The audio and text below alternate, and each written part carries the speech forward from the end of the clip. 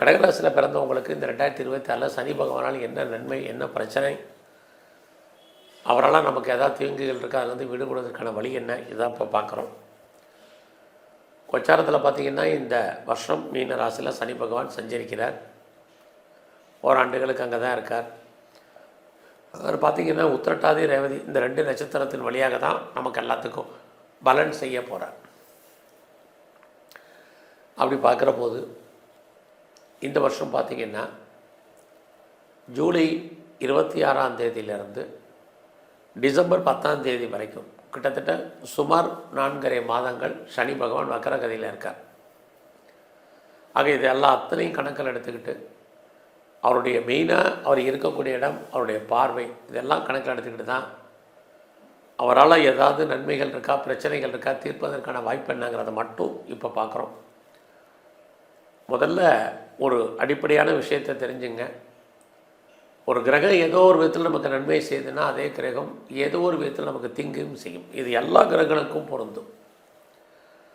அந்த அடிப்படையில் பார்க்குற போது கடக லக்னத்தில் பிறந்தவங்களுக்கு உங்களுடைய 9ஆம் இடத்துக்கு சனி பகவான் போகிறார்.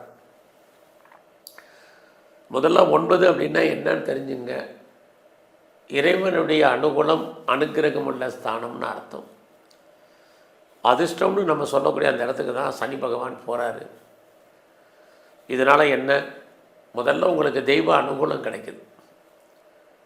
ஆக இது வரைக்கும் உங்களுடைய 8ஆம் இடத்துல இருந்த சனி பகவான் 9ஆம் இடத்துக்கு போகிறது ஆட்டோமேட்டிக்காக எத்தனை பிரச்சனைகள் உங்களுக்கு இருந்தாலும் அத்தனை பிரச்சனையிலேருந்து நீங்கள் மீண்டு வருவதற்கான வாய்ப்பு இயற்கையிலே சனி பகவான் இந்த வருஷம் உங்களுக்கு கொடுக்க தயாராகிட்டான்னு தான் அர்த்தம்.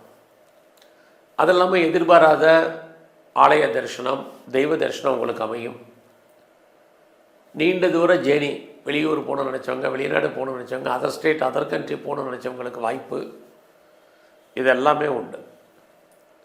நன்மைன்னு பார்க்குற போது உங்களுடைய எஜுகேஷன், குறிப்பாக ஹையர் ஸ்டடி நல்லா இருக்குது.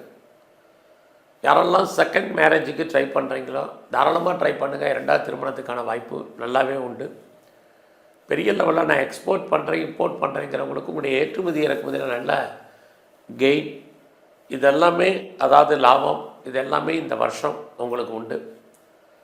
உங்கள் வாழ்க்கையில் உங்களுக்கு ஒன்றுக்கு மேற்பட்ட தொடர்புகள் ஆண் பெண் இருபாலருக்குமே ஏற்படும்.